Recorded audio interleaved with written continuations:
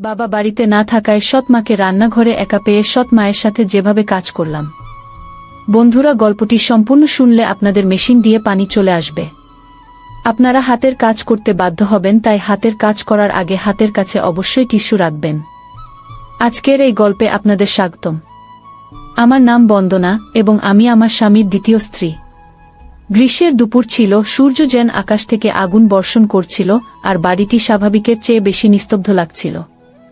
আমি রান্নাঘরে দাঁড়িয়ে তাজা সালাদ তৈরির জন্য ফল কাটছিলাম এবং নিজের চিন্তাগুলোকে ব্যস্ত রাখার চেষ্টা করছিলাম। আমার স্বামী যেমন সবসময় কাজে ব্যস্ত থাকতেন, যা আমাদের পরিবারের চেয়ে বেশি তার সময় দাবি করত। আমি তার দীর্ঘ অনুপস্থিতি এবং এর সাথে আসা একাকিত্বের সাথে অভ্যস্ত হয়ে গিয়েছিলাম। কিন্তু আজকের দিনটা কিছুটা আলাদা লাগছিল, কারণ আদিত্য, আমার 24 বছরের সৎ ছেলে, হঠাৎ রান্নাঘরে চলে এলো।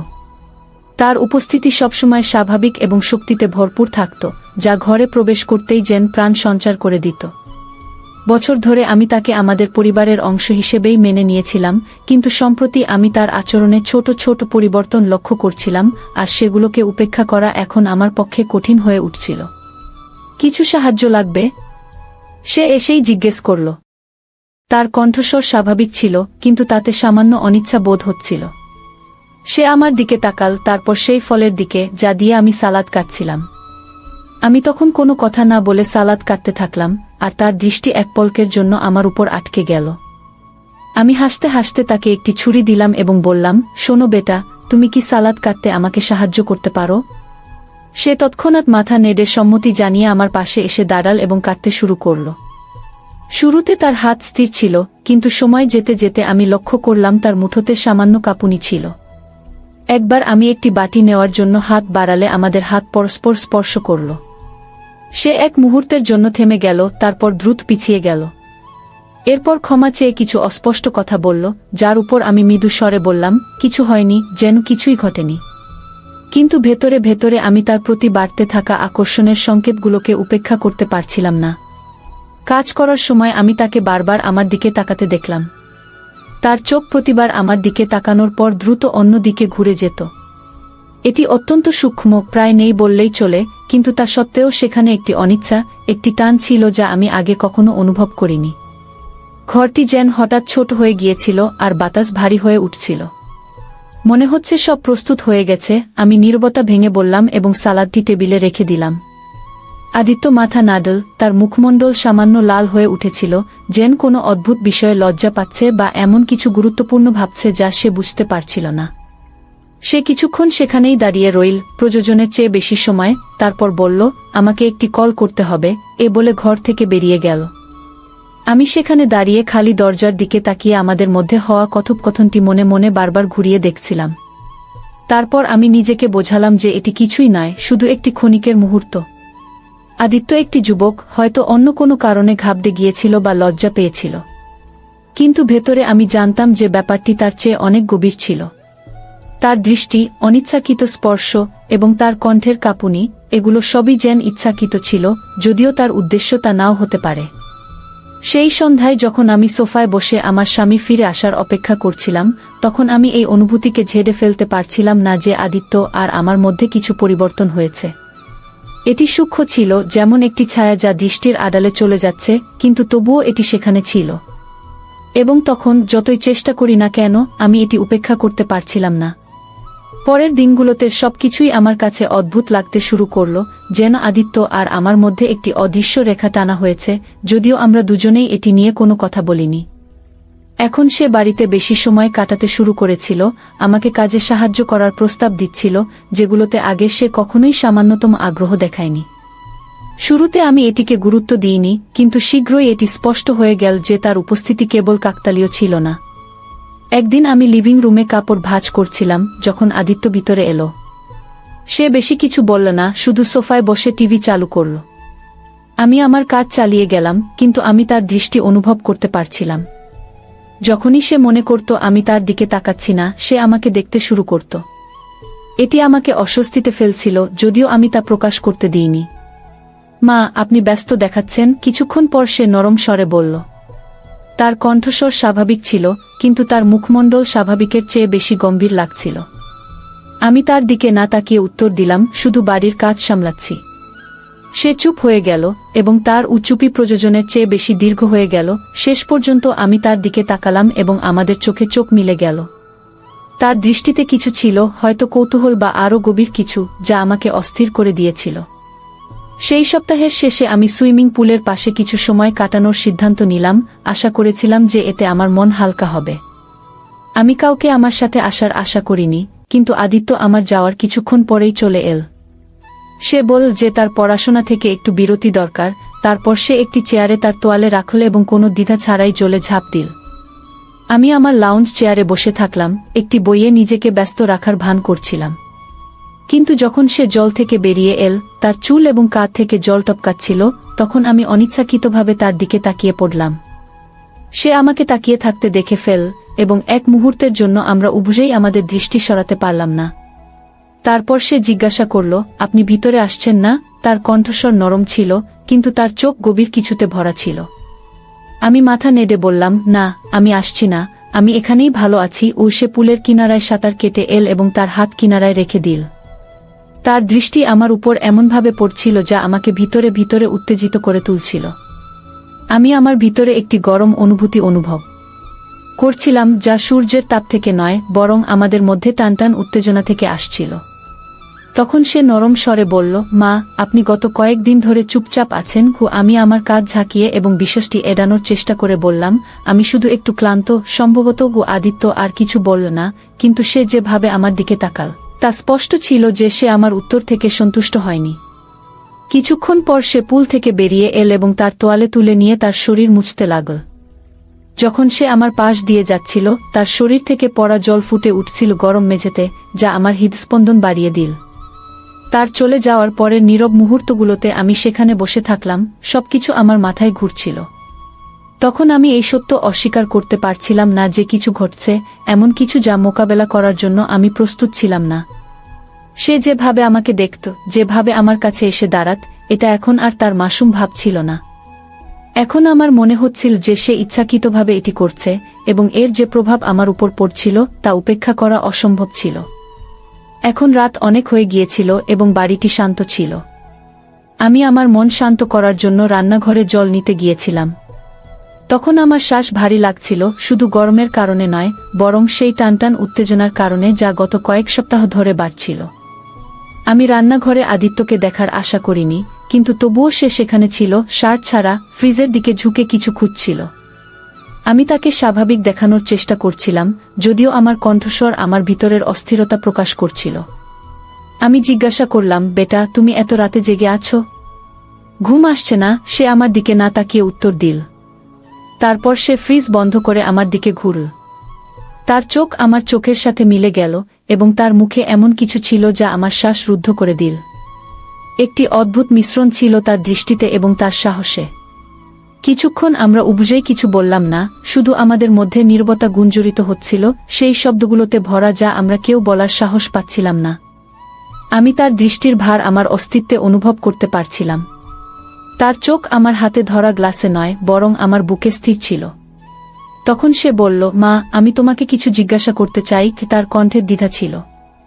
আমি মাথা নিচু করে বিষয়টিকে হালকা দেখানোর চেষ্টা করে বললাম, কি? সে একটু ইতস্তত করল, তারপর পরের মুহূর্তেই সে এক পা এগিয়ে এসে বলল, মা, তুমি এত সুন্দর কেন?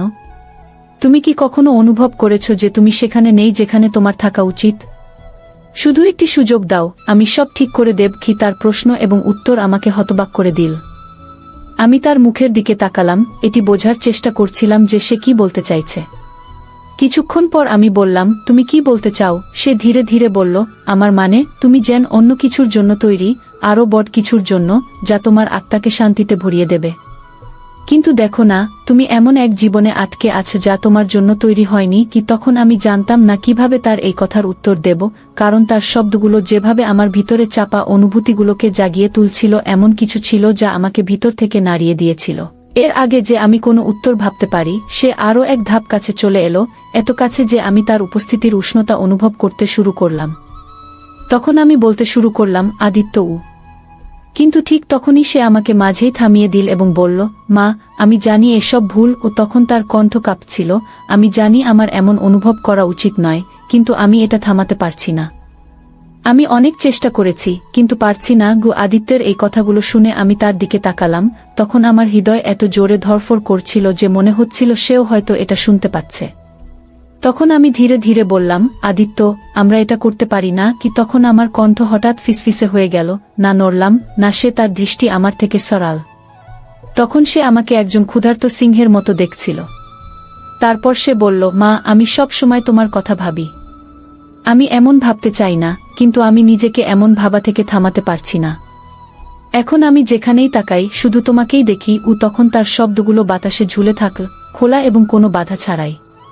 তখন আমি তাকে থামাতে চাইলাম, তাকে চলে যেতে বলতে চাইলাম এবং এই কথোপকথনকে কখনোই হয়নি এমন ভেবে নিতে চাইলাম। কিন্তু আমি তা করতে পারলাম না। আমি একবার চেষ্টা করলাম, কিন্তু পারলাম না। তারপর যখন সে তার হাত বাড়াল এবং হালকাভাবে তার আঙুলগুলো আমার হাতে বুলাল, তখন আমার মনে হলো যেন বুকের ভেতর আগুন লাগিয়ে দিল। তবুও আমাকে পিছিয়ে যাওয়া উচিত ছিল। তাকে বলতে চাইছিলাম যে এটা অসম্ভব, কিন্তু আমি সেখানেই দাঁড়িয়ে রইলাম, পাথরের মতো হয়ে গেলাম। তারপর সেই মুহূর্তকে এমন কিছু হতে দিলাম যা হওয়া উচিত ছিল না। ঠিক তখনই এমন কিছু ঘটল যে তার ঠোঁট আমার ঠোঁটকে স্পর্শ করল, প্রথমে সংকোচে হালকাভাবে, কিন্তু পরে গভীরভাবে। তখন সেই চুম্বন ছিল বজ্রপাতের মতো, তীব্র এবং সম্পূর্ণভাবে অনুভূতি ছড়িয়ে দেওয়ার মতো। তখন 1 মিনিটের মধ্যে আমি হঠাৎ পিছিয়ে গেলাম। সেই মুহূর্তে আমার চোখে পানি চলে এল। তখন আমি চোখে পানি নিয়ে বললাম, আদিত্য, এটা হতে পারে না। তখন আমার কণ্ঠ কাঁপছিল। তারপর তার উত্তর না নিয়েই আমি ঘর থেকে বেরিয়ে গেলাম, তাকে সেখানে নীরবে দাঁড় করিয়ে রেখে। পরের সকালটা আমার জন্য অসহ্য ছিল, কারণ আমাদের মধ্যে বাতাস সেই সব অকথিত শব্দে ভারী হয়ে গিয়েছিল। এখন আমি আদিত্যের দিকে তাকাতেও এড়াতে শুরু করলাম। নিজেকে সব সময় কোনো না কোনো কাজে ব্যস্ত রাখার চেষ্টা করলাম। দৈনন্দিন কাজে নিজেকে ব্যস্ত রেখে স্বাভাবিক হওয়ার চেষ্টা করছিলাম। কিন্তু যেই সে ঘরে আসত, আমার হৃদস্পন্দন আবার দ্রুত হয়ে যেত এবং তার উপস্থিতির ভার আমি অনুভব করতে শুরু করতাম। এখন নাস্তার টেবিলে সে আমার ঠিক সামনেই বসেছিল। সে চিন্তিতভাবে চুপ ছিল। তখন আমার স্বামী কাজের কথা বলছিলেন, আমাদের মধ্যে যা ঘটেছে তা সম্পর্কে সম্পূর্ণ অজ্ঞ। তখন আমি তার কথায় হ্যাঁ বলছিলাম, যেন শুনছি, কিন্তু আমার মন ছিল অন্য কোথাও। গত রাতের সেই চুম্বন বারবার আমার মনে পড়ছিল এবং আমার ভেতরের আকাঙ্ক্ষাকে জাগিয়ে তুলছিল। যখন আমার স্বামী চলে গেলেন, আদিত্য লিভিং রুমেই রয়ে গেল। আমি তাকে এড়ানোর চেষ্টা করছিলাম, কিন্তু যখন আমি তার পাশ দিয়ে যাচ্ছিলাম, তখন সে ধীরে বলল, আমরা কি কথা বলতে পারি? এটা শুনে আমি থমকে গেলাম। তখন আমি জানতাম যে এই কথোপকথন থেকে আমি চিরকালের জন্য পালাতে পারব না। তারপর কিছু না বলে আমি ফিরে গিয়ে সোফার এক প্রান্তে বসলাম, তার থেকে যত দূর সম্ভব দূরে। তারপর সে বলল, মা, আমাকে ক্ষমা করে দাও। তখন তার কণ্ঠ ছিল অনুতাপে ভরা। সে আমার এমন করা উচিত ছিল না। আমি তোমার জন্য পাগল হয়ে গিয়েছিলাম, কিন্তু আমি সত্যিই তোমার জন্য জিনিসগুলো আরও কঠিন করতে চাইনি। তখন আমি মাথা নাড়লাম, কারণ আমার হাতগুলো আমার কোলে শক্ত করে বাঁধা ছিল। তারপর আমি বললাম, আদিত্য, গত রাতে যা ঘটেছে তা আবার ঘটতে পারে না। আমরা একটি সীমা অতিক্রম করে ফেলেছি। তখন সে দ্রুত বলল, আমি জানি, মা। তারপর একটু এগিয়ে এসে বলল, আমি জানি এটা ভুল, কিন্তু আমি এও ভান করতে পারি না যে আমার এমন অনুভূতি হয় না। তুমি আমার জন্য সবচেয়ে বেশি গুরুত্বপূর্ণ, যতটা কেউ কখনোই ছিল না। তখন তার শব্দগুলো আমার হৃদয় বিদীর্ণ করে বেরিয়ে গেল। তখন আমি তাকে থামাতে এবং দূরে থাকতে বলার চেষ্টা করছিলাম, কিন্তু তার কণ্ঠে লুকিয়ে থাকা সত্য আমাকে তা করতে বাধা দিল। কিন্তু শেষ পর্যন্ত আমি বললাম, আদিত্য, এটা সঠিক নয়, না আমার জন্য, না তোমার জন্য, এবং না তোমার বাবার জন্য। এসব বলার সময় আমার কণ্ঠ কাঁপছিল। বাবার নাম নেওয়ায় সে একটু চমকে গেল, কিন্তু পিছিয়ে গেল না। তারপর সে বলল, আমি আমার আবেগ নিয়ন্ত্রণ করতে পারছি না। তখন তার কণ্ঠ ফিসফিস করে বলল, আমি জানি তুমিও আমার সম্পর্কে কিছু অনুভব করো। এটা বলো না যে তুমি কিছুই অনুভব করো না। তখন আমাদের মধ্যে সত্যের বোঝা ভারী হয়ে উঠল। এটা হয়ে গিয়েছিল, আমি এখন আর তাকে মিথ্যা বলতে পারছিলাম না। তখনই আমি আমার ভেতরে কিছু অনুভব করলাম, এমন কিছু যা আমি বুঝতে পারছিলাম না বা সহ্য করতে পারছিলাম না। কিন্তু এর মানে এই নয় যে সেটা সত্য ছিল।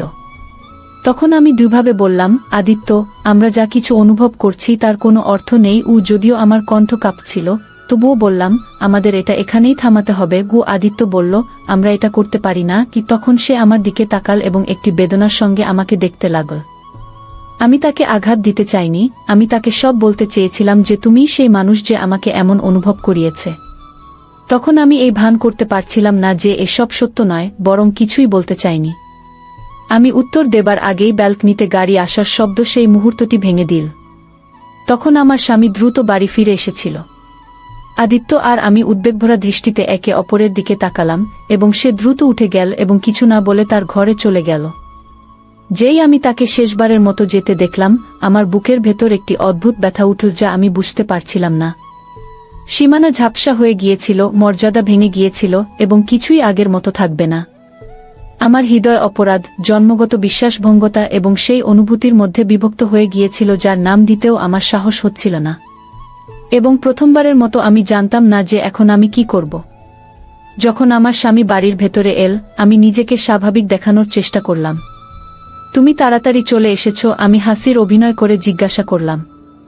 হ্যাঁ, অফিসে মিটিং ক্যান্সেল হয়ে গেছে, তিনি তার টাই ঢিলা করতে করতে বললেন। তারপর আমি দ্রুত রান্নাঘরে চলে গেলাম, কিছু করার চেষ্টায় যাতে আমার মুখের ভাব লুকানো যায়। কিন্তু আমার ভেতরের ঝড় থামার নাম নিচ্ছিল না। আদিত্য আর আমার মধ্যে যা ঘটেছিল তা আমার মাথায় ঘুরছিল। রাতের খাবার নীরবতায় কেটে গেল। আদিত্য তার ঘরে যাওয়ার পর থেকে বাইরে আসেনি এবং আমিও তাকে ডাকার সাহস করিনি। আমার স্বামী যথারীতি কাজ এবং অফিসের কথা বলতে থাকলেন, কিন্তু আমার দুনিয়া আর আগের মতো ছিল না। পরের দিন সকালের পরিবেশ শীতল ছিল, কিন্তু আমার ভেতরের অস্থিরতা গরম ছিল। আমি আদিত্যের দিকে তাকানো এড়িয়ে চলছিলাম, কিন্তু যখন সে নাস্তার টেবিলে বসে আমাকে দেখল, তার চোখে সেই একই গভীরতা ছিল। তখনই সে হঠাৎ বলল, আজ আমি বন্ধুদের সঙ্গে বাইরে যাচ্ছি। এতে আমার স্বামী কিছু না ভেবেই উত্তর দিলেন, ভালো কথা। আদিত্যের বাইরে যাওয়া আমার জন্য স্বস্তির মতো ছিল।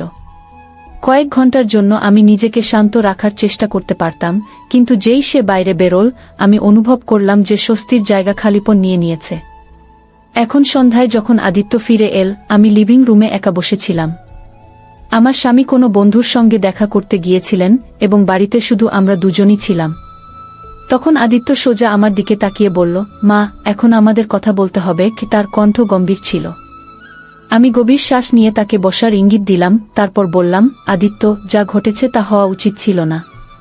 এটা ভুল। আমাদের এখানেই থামাতে হবে। সে চুপ করে রইল, কিন্তু তার চোখ আমাকে পড়ছিল। কিছুক্ষণ পর শেষ পর্যন্ত বলল, আমি জানি এটা সঠিক নয়, কিন্তু আমি যা অনুভব করি তা মিথ্যা নয়। এবং আমার মনে হয় না তুমিও এটা অস্বীকার করতে পারো। আমি বললাম, আদিত্য, আমি তোমার বাবার স্ত্রী। আমাদের জীবন আলাদা। তোমাকে এটা বুঝতে হবে। সে গভীর শ্বাস নিয়ে বলল, আমি তোমাকে কখনো কোনো সমস্যা দেব না। আমি শুধু চাই তুমি জানো যে আমি তোমাকে কতটা ভালোবাসি। কিন্তু যদি তোমার জন্য এখানেই থামানো জরুরি হয়, আমি এটা বুঝতে পারি। তার কথাগুলো আমার হৃদয় ভেঙে দিল।